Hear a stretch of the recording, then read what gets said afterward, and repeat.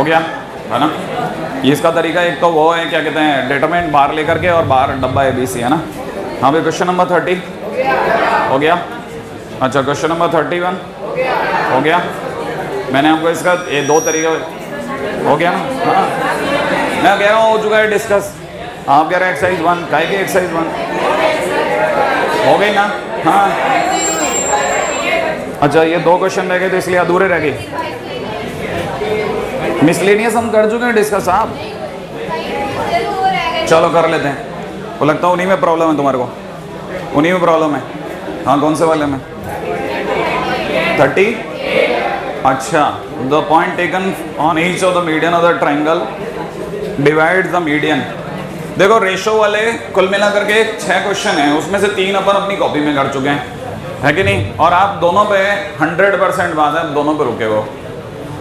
Ratio के जितने भी क्वेश्चन एक्सरसाइज 1 और एक्सरसाइज 2 पे हैं इसका मतलब आपने किया नहीं है। किया तो ये दो ही क्वेश्चन है। एक तो ये आप अपने फर्स्ट क्वेश्चन पे रोक लिया एक्सरसाइज 1 के, इसका मतलब ये कि आपने पूरा अच्छे से नहीं किया ये question. The point taken on the each median of the triangle divide the median in the ratio 1:3 recording from the vertex. देखो it is A, it is B, it is C है ना। अच्छा मीडियन जो है, अगर अपन median की बात करते हैं तो मीडियन जाके D पे हिट कर रही है और इसका मीडियन E पे हिट कर रहा है और इसका मीडियन जाकर के F पे हिट कर रहा है। ठीक है पहले ये ट्रायंगल और अपन एक मार्केट में ले आते हैं। हाँ जी साहब recording from the vertex the point taken on each median of the triangle divide the median in the ratio 1:3 recording from the vertex. ये जो मीडियन है ना इसको कोई एक पॉइंट है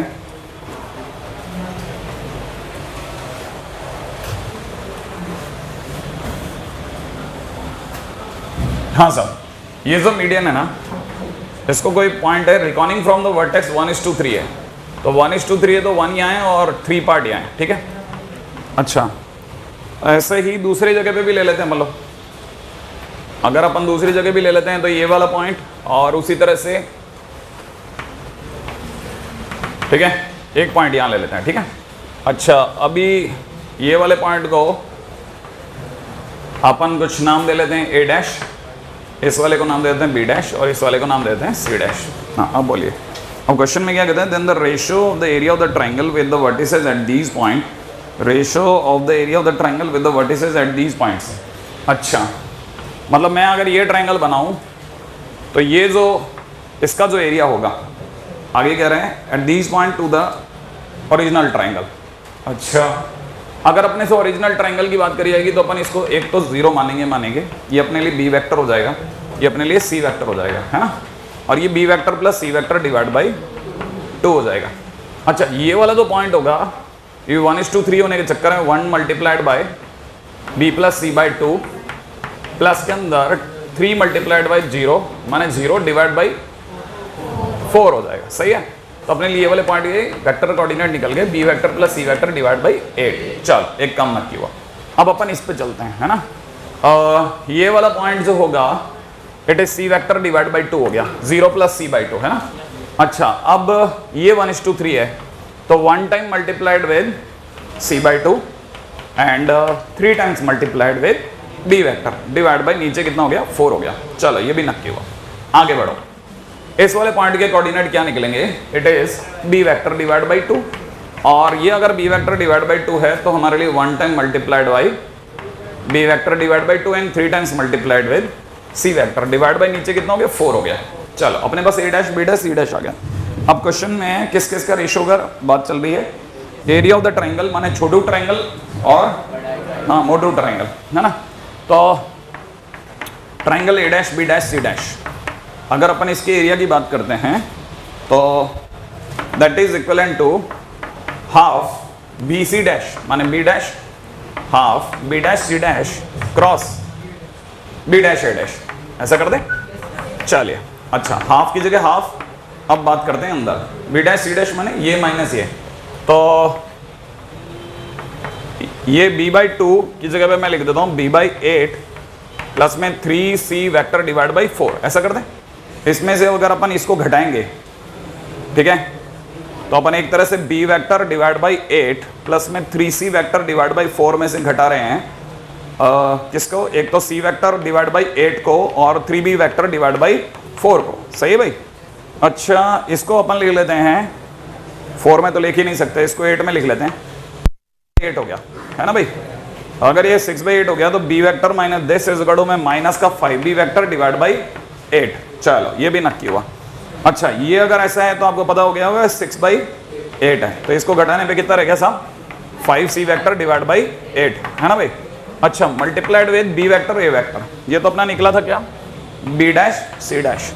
और अब अपन आते हैं b डैश a डैश पे, b डैश a डैश पे आ जाओ साहब, b dash a dash, b dash a dash का मतलब a डैश में से b डैश घटाना है ना। इसका मतलब b vector divide by 8 plus c vector divide by 8 में से मुझे b डैश घटाना है। इसका मतलब मुझे लेस करना है c dash c vector divide by 8 को और दूसरी तरह से 3 वेक्टर डिवाइड बाई 4 को, है ना।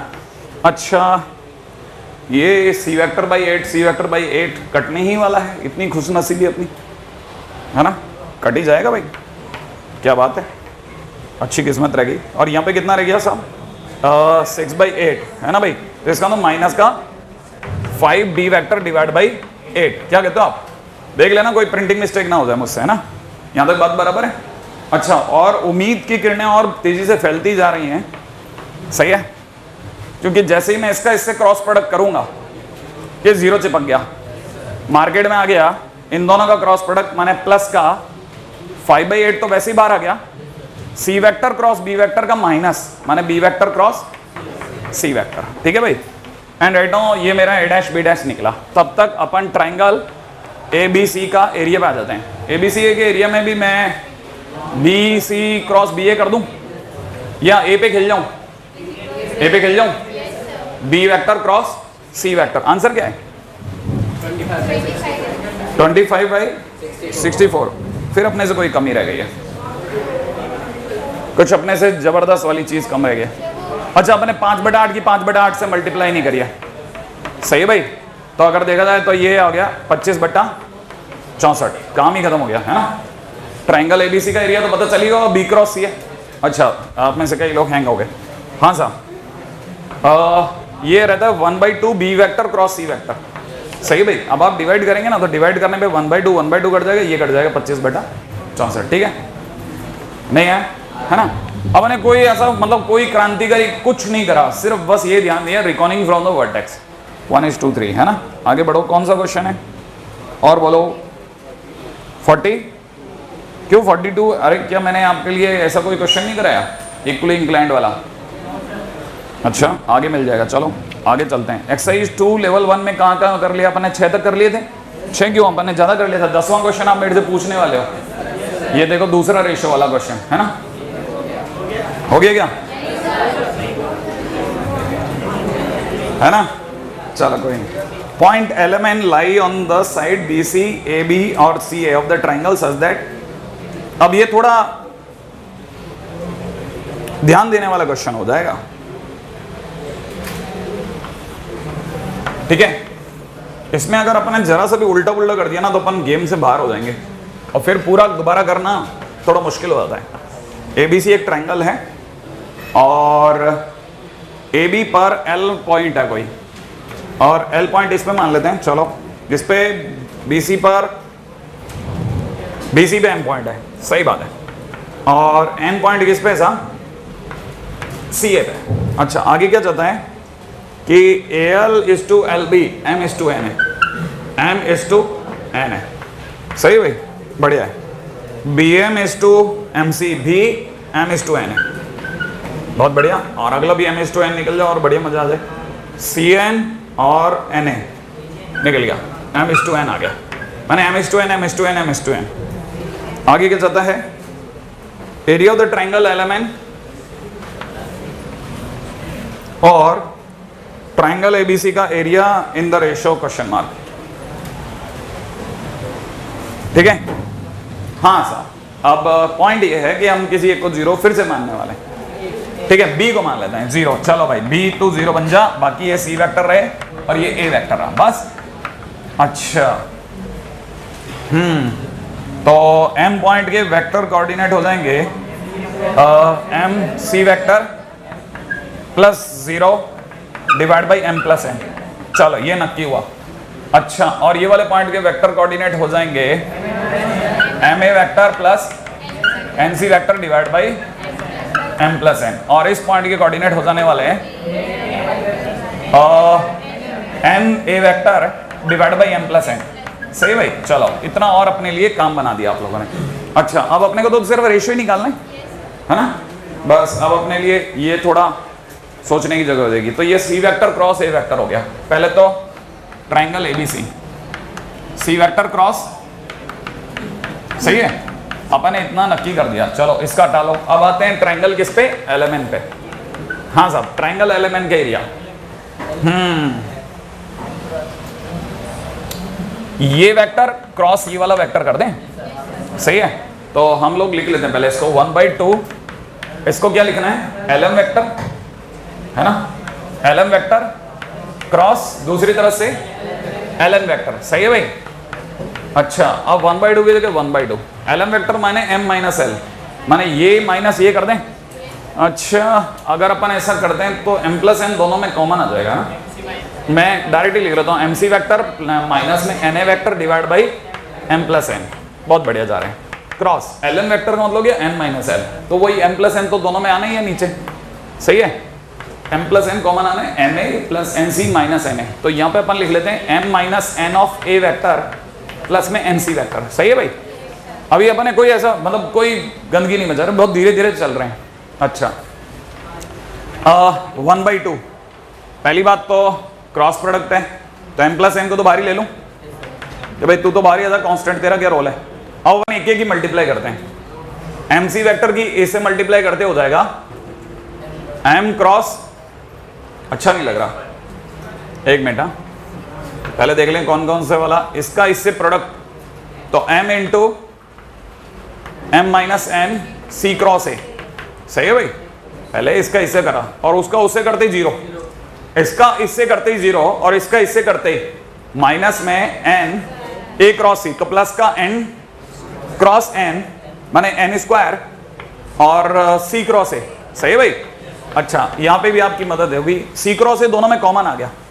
अगर c क्रॉस a दोनों में कॉमन आ गया तो ढंग से लिखा जाए तो it is m square minus m n plus का n स्क्वायर और ब्रैकेट में कितना आ गया, c क्रॉस a और हाफ और divide by m plus n रह गया, ठीक है। अब आप बोलिए तो डिवाइड लगा दूं, छोटों में बड़े का लगाना है, बड़े में छोटे का लगाना है, वो तो देख लो क्वेश्चन में मांगा गया है। छोटे में बड़े का डिवाइड लगाना, तो ये आंसर हो गया साहब, ठीक है। अपॉन में ये, तो आंसर हो जाएगा m square minus M N plus N square upon m plus n, क्योंकि हाफ सी क्रॉस है तो हाफ सी क्रॉस कट जाएगा। क्या रहा है, m प्लस n का नीचे m प्लस, अरे हाँ नीचे तो अपने चमत्कार मचाए ना, खुद नहीं करे।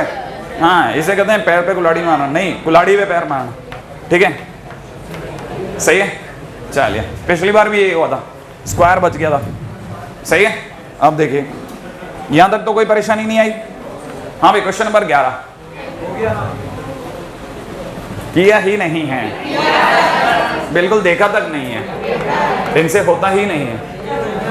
P Q vector cross R S vector, ठीक है, माइनस में Q R vector cross P S vector plus में आर पी वेक्टर। एक बहुत इंटरेस्टिंग काम दे रहा हूं मैं आपको, ठीक है भाई। ये सालों तो मुझसे भी नहीं हुआ था, पता है क्यों, क्योंकि मैंने क्या करा, गलती से इसके जैसे क्वेश्चन किसी बुक में देख लिया, और देखने के बाद क्या होता है ना, आप उसके गिरफ्त में आ जाते हो, उसने जैसे लिया ना, आपके दिमाग वो प्रिंट छप जाता है, क्या वो ऐसा करो तो अपन भी ट्राई करते हैं वैसे, ठीक है। अच्छा, जब मैंने वैसा कर दिया तो पता चला कि मेरा आंसर तो मैच कर गया।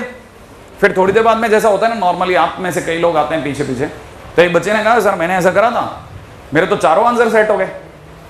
तो मैंने देखा कि मेरा क्या हुआ, बाई चांस सबसे पहला आंसर वही सेट हुआ जो आंसर था, मैंने उसका दिमाग और आगे लगाया नहीं, उस बच्चे ने और आगे लगा लिया दिमाग, तो उसको पता चला कि उसके सारे आंसर सेट हो गए। माने जिस मेथड से मैंने किया उस मेथड से सारे आंसर बैठते हैं। वो बाई चांस क्या हुआ, बाई चांस मैंने ही सबसे पहले उसी को देख लिया जो आंसर था, और मेरे को लगा अरे वाह मैथ्स का बुक वाला मेथड काम कर गया। बाद में पता चला कि वो मेथड में क्या चमत्कार कर रहे थे हम लोग, किसी एक को जीरो मान लेते थे, तो जिधर जीरो मानते थे ना, जिसको जीरो मानते थे वो वाला पॉइंट ही आउट होता था, और बाकी ट्राइंगल में काम आ जाता था। जैसे आपको नहीं पता, ये इसमें पी क्यू आर 4 पॉइंट है, जैसे मैंने पी को 0 मान लिया तो answer 4 times triangle Q R S आ जाएगा। नहीं आया समझ में? मेरी किस्मत इतनी अच्छी थी कि मैंने आंसर क्यू आर एस है अगर, तो मैंने पी को 0 माना होगा। अगले बच्चे ने क्या किया, क्यू को 0 माना तो उसका आंसर बी की जगह सी पे मैच कर गया। जैसे जैसे वो 0 घुमाता गया उसको चारों आंसर मैच करते गए। तब मेरे को बाद में पता चला अब वो उस मामले को तो दबाना होता है ना, उस मौके पे तो हमने कैसे भी करके दबा लिया, ठीक है। लेकिन बाद में समझ में आया कि यार बेटा ये चल की ज्यादा दिन चलेगी नहीं, ठीक है। हालांकि जैसे जैसे बैच होता था उस पर डिपेंड करता था, अगर बैच हल्का है और जल्दी से भागने वाला है तो ठीक है सर, हो गया, ठीक है। तो फिर आखिरकार कैसे टूटा ये भ्रम? कुछ नहीं, जिस दिन मैंने सीधा सच्चा होके खेला बन गया सारा। पी क्यू वेक्टर की जगह मैंने लिख लिया Q vector minus P vector, एकदम सीधा शॉर्ट है। S vector minus R vector, minus में R vector minus Q vector, सोच लिया। क्रॉस में कितना, S vector minus P vector. आप ट्राई करके देखिए 100% सही आंसर आता है, P vector minus R vector. आपने जिन्होंने भी ट्राई किया उसको इस तरीके से 100% आंसर आएगा, इसमें खोपड़ी ना लगाएं। कर लेंगे आप, कर लेना, सिर्फ आपको मल्टीप्लाई करना है, आपको पता चलेगा 3 जनों को छोड़ के बाकी सब कट जाएगा, और जो 3 जने बचेंगे, ठीक है। अच्छा, इसमें 1/2 है क्वेश्चन में या नहीं है? नहीं है ना? हाँ देखो, मैं 1/2 अपनी तरफ से, तो मैं पता है क्या बताने वाला था, इसमें क्या होगा, 3 जने बचेंगे और 3 जने 2-2 बार बचेंगे, और 3 जने 2-2 बार बचने का मतलब 2 बार आ गया। 2 बार आने का मतलब 1/2 इंटू 4 हो गया, और 1/2 into A cross B plus B cross C plus C cross A आने का मतलब एक ट्राइंगल का एरिया होता है। अभी भी नहीं समझ में आया?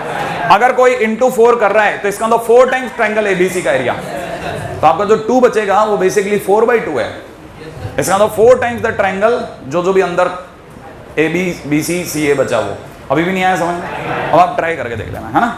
बिल्कुल वही बचेगा जो बता रहा हूं, ठीक है। एनीवे आगे बढ़ता हूं, है ना? That's the way, it is a very nice question. हाँ साहब, वेक्टर में मेहनत कीजिएगा, मैं बार बार आपको कह रहा हूं, मैं हर बार आपको ऐसा थोड़ा, है ना, इंडक्ट करके जाता हूं, बेटा कर लेना यार, 130 क्वेश्चन की मामला है, ठीक है। यही कर लेगा तो अभी गाड़ी निकल गई। हाँ भाई, क्वेश्चन नंबर 12 13 14 नहीं हुआ? हाँ कोई बात नहीं, अभी इधर दिमाग लगाओ। ये बहुत अच्छा क्वेश्चन है, जिन लोगों का नहीं हुआ उनको जरूर याद रखना चाहिए। ऑर्थोडॉक्स मेथड का क्वेश्चन है, पुराने जमाने का, और आज तक सदाबहार है। पहले भी तो आपने ध्यान से पढ़ लिया था कि एबीसी यूनिट वेक्टर है, श्योर है, और सबके बीच में एक दूसरे से एंगल थीटा है, ए का बी से, बी का सी से, सी का ए से, पढ़ लिया था ना ये? अच्छा, जिन लोगों ने ये पढ़ लिया तो उनको बड़ा इंटरेस्टिंगली बताता हूँ, एबीसी को कैसे कॉस थीटा में गुजरना है। अब ये समझने की चीज है ना? ये आप मेरे नोट्स खंगालिए, मैंने आपके सामने ये बात लिखी है, एबीसी इज इक्वल टू इसका स्क्वायर, है ना?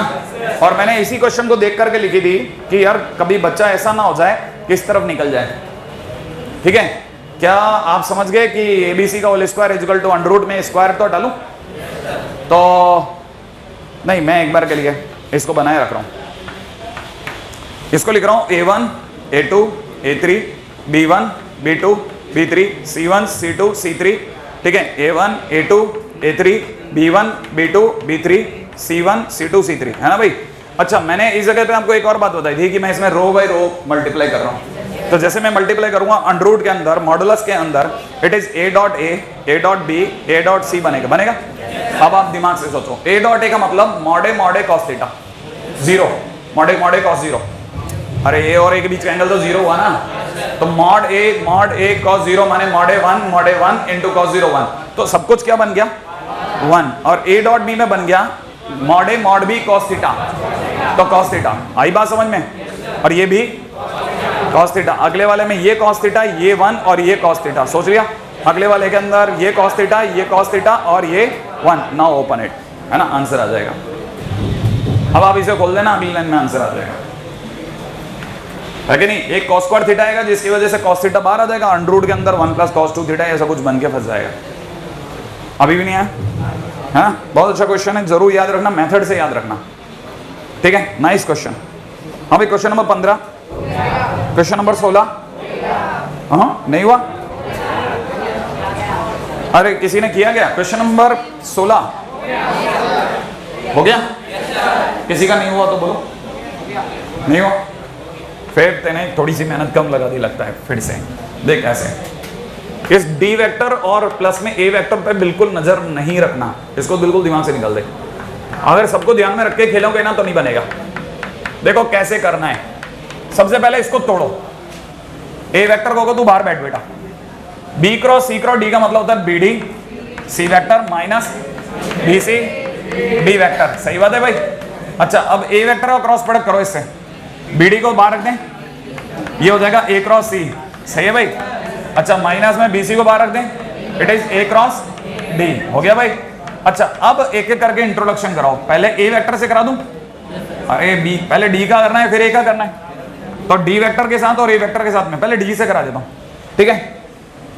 अच्छा अगर मैंने इससे करा डी का प्रोडक्ट तो ये B D is a constant, ठीक है। ये D dot A cross C हो गया, तो डब्बा डी ए सी। सही है भाई, डब्बा डी ए सी हो गया। अच्छा डी का इससे डॉट प्रोडक्ट करते ही बी सी बाहर हो गया, हाँ डी ए डी, ठीक है, 0 हो गया। चलो हटाओ हटाओ, ठीक है। अब ए का इससे करता हूं तो, और ए का इससे करता हूं, यही बच गया।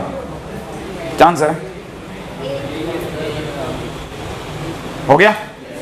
It is a very simple question, बस थोड़ा सा समय दीजिए।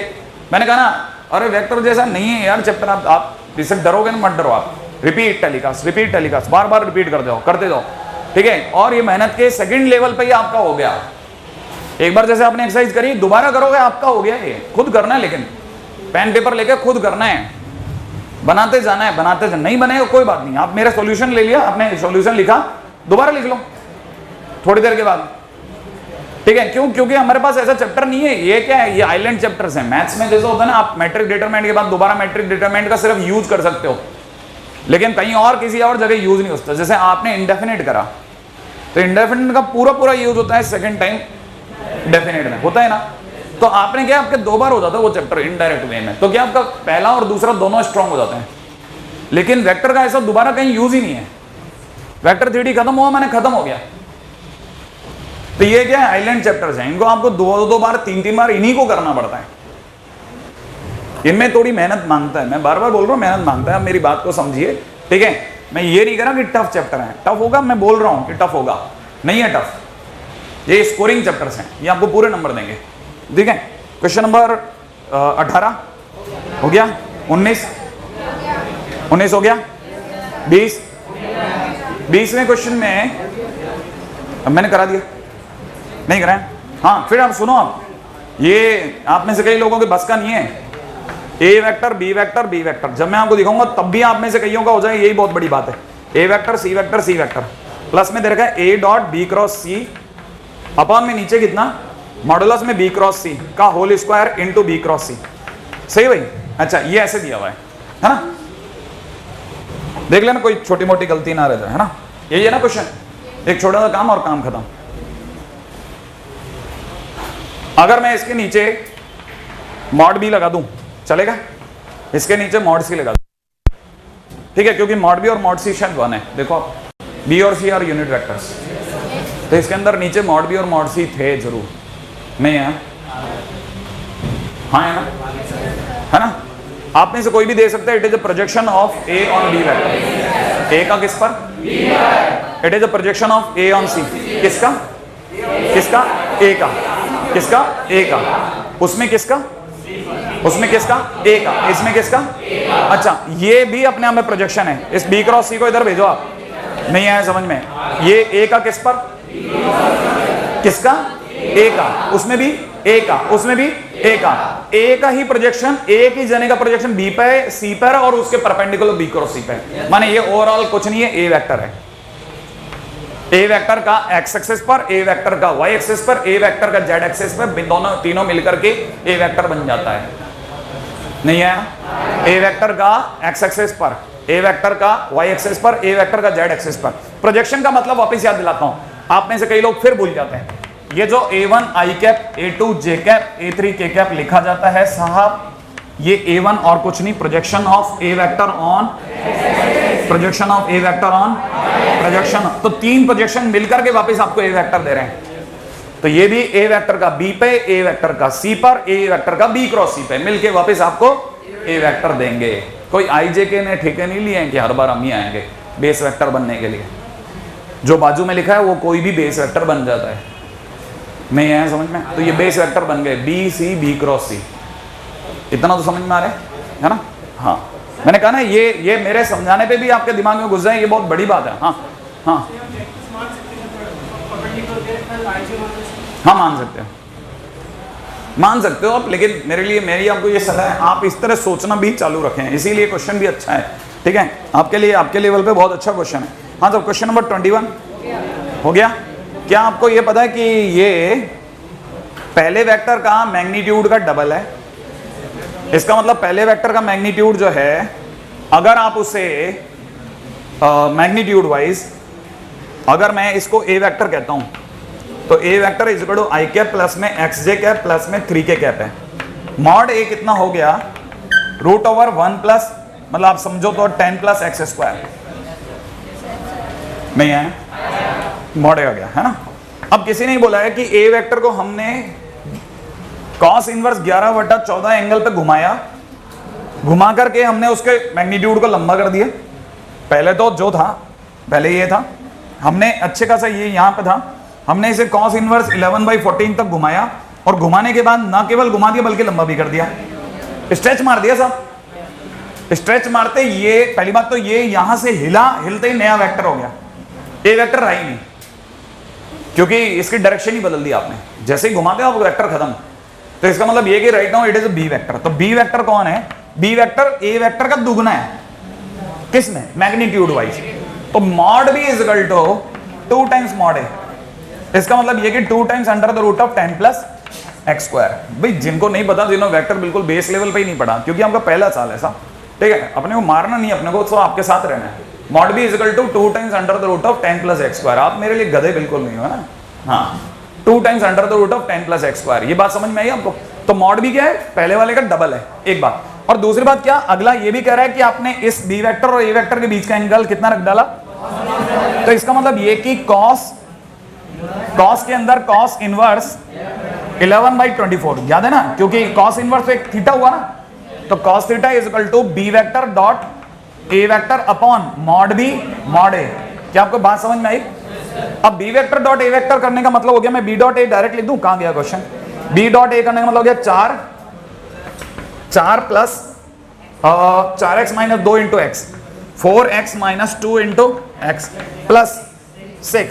सही है भाई? अपॉन में मॉड बी मॉड ए का मतलब हो गया 2 टाइम्स मॉड ए का स्क्वायर। मॉड ए का स्क्वायर मतलब ये ओपन में आ गया साहब, 10 प्लस एक्स स्क्वायर। और ये आपको पता होगा cos inverse cos X is equal to X, cross multiply करके क्वाड्रेटिक मिल जाएगी, है ना।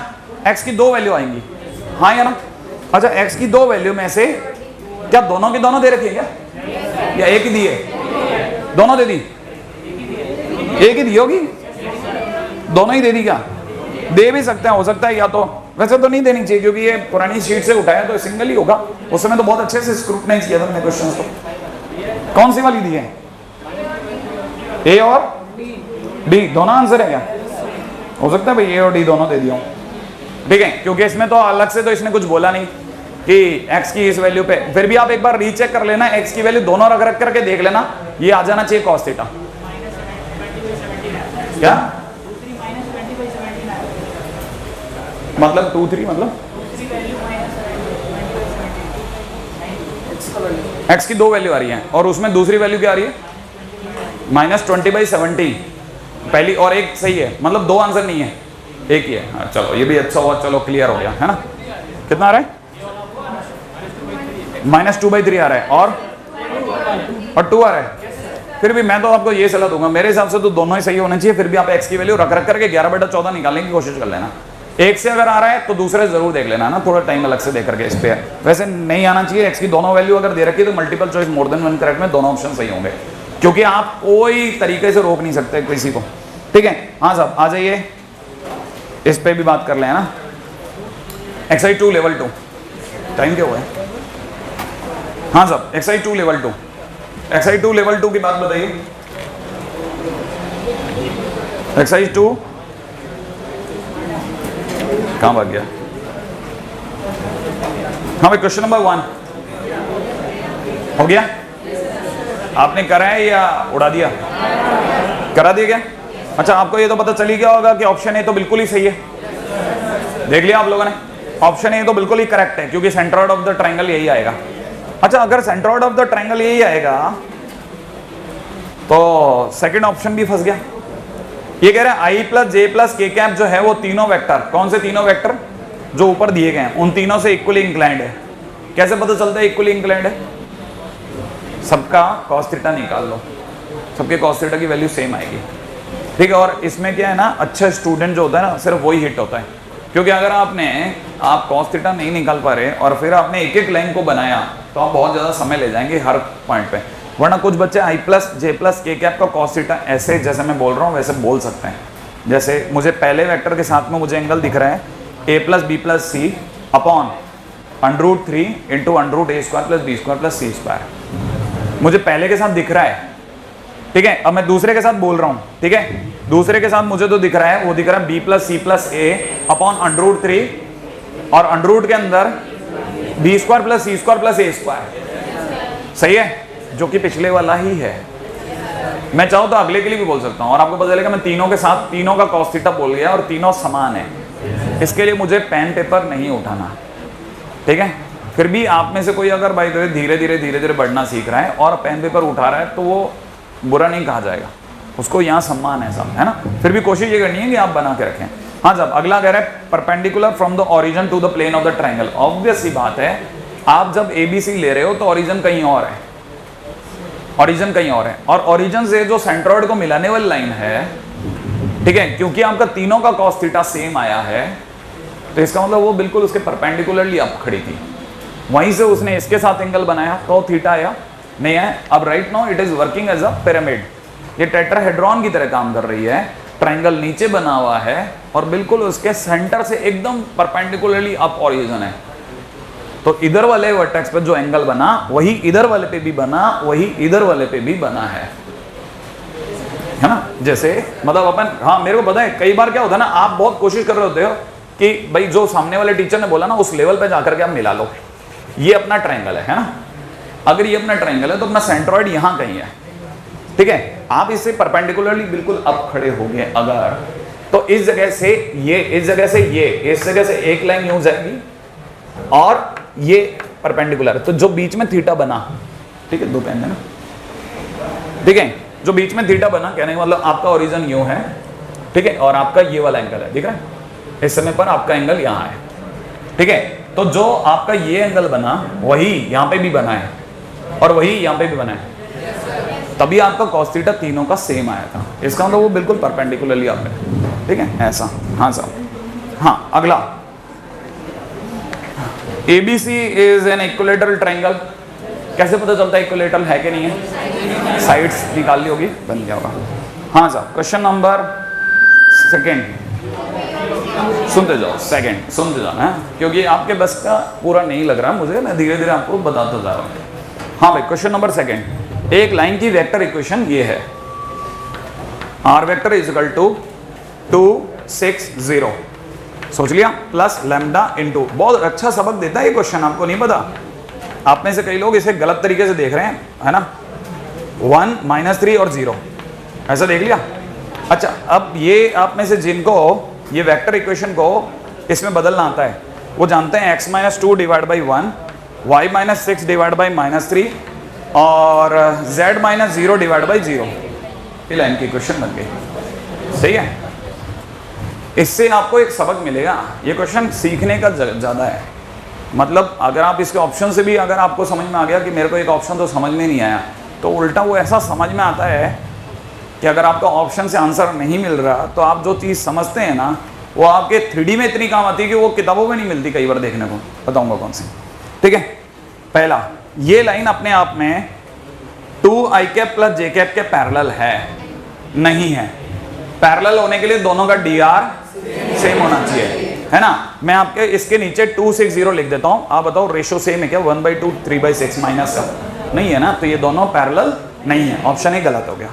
ऑप्शन 2, ये लाइन अपने आप में 2,6 से पास होती है ना। इसके आंसर में मत जाना, ये 2 6 0 से पास आउट हो रही है कि नहीं हो रही है?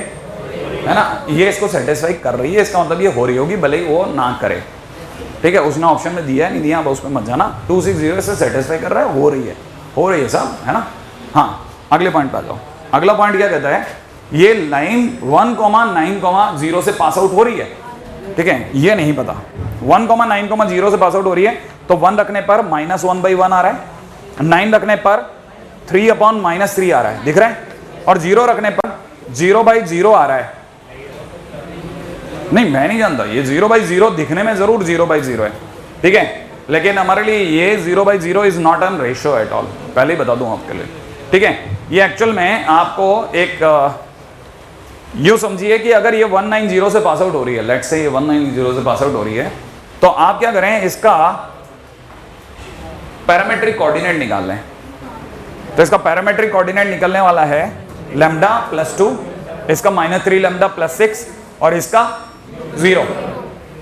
अगर उस पैरामेट्रिक कोऑर्डिनेट को आपका 190 सेटिस्फाई कर गया तो पास हो रही है, वरना आप इसमें उलझ जाएंगे 0/0 में। नहीं आया समझ में, है ना, आप इसको देख के कंफ्यूज हो जाएंगे। तो आप क्या करिए, पैरामेट्रिक कोऑर्डिनेट को सेटिस्फाई करा के देख लेना, ठीक है। तो सेटिस्फाई हो जाए तो हो रही होगी। आगे सुनिएगा, ये इसका चौथा पॉइंट ही सबसे शानदार पॉइंट है। जब भी किसी लाइन का जेड के नीचे का पॉइंट 0 होता है dr, तो हमेशा XY प्लेन के पैरेलल होती है, ठीक है। हमें भी नहीं पता था ये, जब हमने क्वेश्चन किया और क्वेश्चन करके हमने किसी और जगह अप्लाई किया तो काम कर गया। जब भी कोई line X axis XY plane के पैरेलल होती है तो उसका y के नीचे का dr 0 होता है। जब भी कोई YZ के पैरेलल होती है तो उसका ये वाला 0 होता है ना। बात समझ में आई आपको, XZ के पैरेलल होती है तो y वाला 0 होता है, और XZ के पैरेलल होती है तो y वाला 0, XY के पैरेलल होती है तो Z वाला 0। ऐसे हर एक चीज़ के लिए कहानी है, ठीक है। One of the very good question. तो इसका D पॉइंट और अच्छा पॉइंट है ना। हाँ साहब, क्वेश्चन नंबर 3 हुआ या नहीं हुआ, मेरे को पूरा बोलना है। डी अगर इधर मैं चालूंगा तो पूरा बोलूंगा, ठीक है। हाँ भाई, अब देखो साहब, यूनिट वेक्टर है, इसके साथ इतना एंगल बना रही है, हाँ या ना। क्या आपने देख लिया, चेक करा? कोई दो वेक्टर अगर दे दी जाए और हम कहें कि ये π/3 बना रही है, आप चेक कर सकते हो कि हाँ बना रही है कि नहीं। अच्छा, अगला क्या पैरेलल पता चल जाता है आपको? कैसे पता चलता है? dr से, है ना। बस अब चौथा क्या है, ये दोनों परपेंडिकुलर हैं तो इनका डॉट प्रोडक्ट 0 होगा। नहीं है तेरा सेकंड क्या? हाँ करना ही है, ऑब्वियस ही बात है। हाँ क्वेश्चन नंबर 4 हो गया, 4 नहीं हुआ। अच्छा रुको। ए और बी अपने आप में, अरे वो एक ही लाइन में हो जाएगा, मैं आपको बताऊंगा, आप भी मान जाओगे, हो जाएगा, ठीक है। क्यों? क्योंकि ऐसे क्वेश्चन को करने का यही तरीका है, इसी के लिए क्वेश्चन दिया जाता है। मल्टीपल चॉइस में ये क्वेश्चन इसीलिए दिया जाता है, ये नहीं कि आप अपनी मैथ्स दिखाओ, यहाँ आप अपने आर्ग्यूमेंट पावर दिखाओ। एक ही लाइन में खत्म। ए वेक्टर और बी वेक्टर दो राइट एंगल पे आने वाले यूनिट वेक्टर हैं। Why not I am taking A vector is I cap and B vector is J cap, काम खत्म। नहीं है? जैसे मैं ए को आई कैप और बी को जे कैप ले लूंगा, सारे ऑप्शन खिलखिलाते हुए बाहर आ जाएंगे। नहीं है? एक लाइन में काम खत्म हो जाएगा। अभी भी समझ में नहीं है? हाँ, और क्या। क्वेश्चन नंबर 5 पे चलो। ए लाइन थ्रू हो गया, पक्की बात है। मैं आगे बढ़ रहा हूँ साहब। ये छठे क्वेश्चन में शायद कोई लोचा था, है ना, तो आप उसको लेकर परेशान मत होना, अपनी कॉपी में बिल्कुल सही किया हुआ है ना। हाँ, ये एक्चुअल में ये बंदा जो है, इसने शायद धमाका मचाया है एक्सटर्नल बाइसेक्टर बोल करके, है ना। हाँ, ये अगर ये इंटरनल होता तो हम फिर भी झेल जाते। याद आया? हाँ, 7वां क्वेश्चन आप में से कई लोग पूछने वाले हैं। हो गया? एक सेकंड, कौन बताएगा? किसी को ध्यान हो? पहले आप देख लो भले अपना ऑप्शन, क्या आपने कैसे किया था, क्योंकि आप थोड़ी ना टीचर हो जो आपको देखते ही याद आ जाएगा। हाँ भाई, कोई बताएगा ना मेरे को? एक और किसी का हुआ है ना, तो बताएगा? बता ना, 1 मिनट उसका सुने। हाँ बता। जेड हो गया A, B, Z1। पहले इसका मॉड ले लिया। हाँ, √a² + b² आ गया। AC + BD = 0 हो गया, ठीक है। किसको उधर ले जाकर के स्क्वायर कर दिया। AC² = b² d²। फिर क्या करा?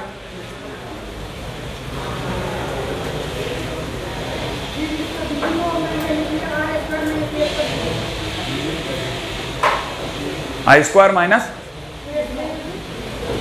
BD को लिख लिया, कैसे लिखा मैं वही नहीं समझ पाया। हाँ हाँ टेक योर टाइम, आप आराम से बैठ जाओ, पहले सोच लो। हाँ अपन यहाँ पे कोई वो उसमें नहीं खड़े हैं कि कहानी नहीं बनेगी। हाँ हाँ तेने क्या सोचा है, सेम ये। हाँ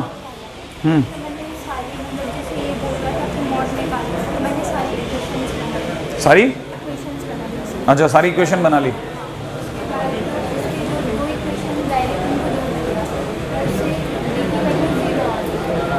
अच्छा हाँ हाँ ठीक है ठीक है ठीक है ठीक है, बिल्कुल बिल्कुल, हाँ बराबर है। आप बैठ जाते हैं। हाँ तेने भी करा कुछ तरीका से, देखें इसका भी दोनों। हाँ क्या क्या क्या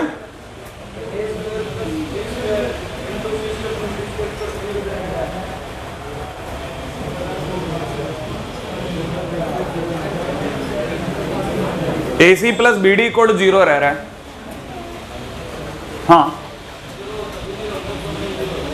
हाँ ये पॉइंट है।